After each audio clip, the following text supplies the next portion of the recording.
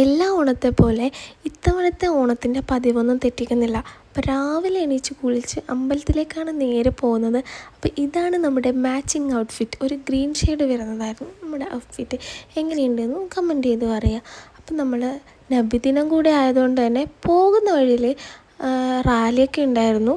നമ്മൾ നിർത്തി, നമുക്കൊരു ജ്യൂസൊക്കെ തന്നിട്ടുണ്ടായിരുന്നു.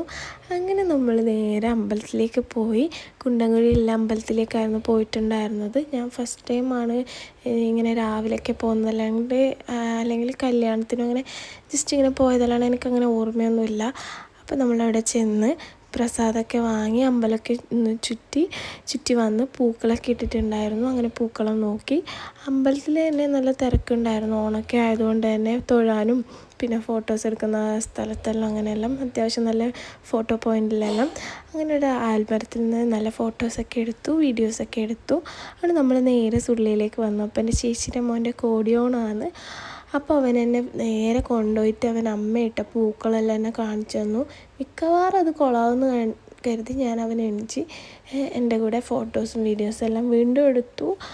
അപ്പോൾ അവിടെ നിന്ന് നേരെ ഞാൻ ചെന്നത് അടുക്കളയിലേക്കാണ്. അടുക്കളയിൽ ചിക്കനും സാമ്പാറും പപ്പടവും ബീട്രൂട്ട് ഉപ്പേരിയും പെരക്കും അവിയലും കൂട്ടുകറിയും എല്ലാം ഉണ്ടാക്കിയിട്ടുണ്ടായിരുന്നു ചേച്ചി മാത്രമല്ല ഞാനും കൂടിയിട്ടുണ്ടായിരുന്നു. അടുക്കളയിലെ തിരക്ക് കാരണം ഫോണിൽ അതൊന്നും വീഡിയോ എടുക്കാൻ പറ്റിയില്ല.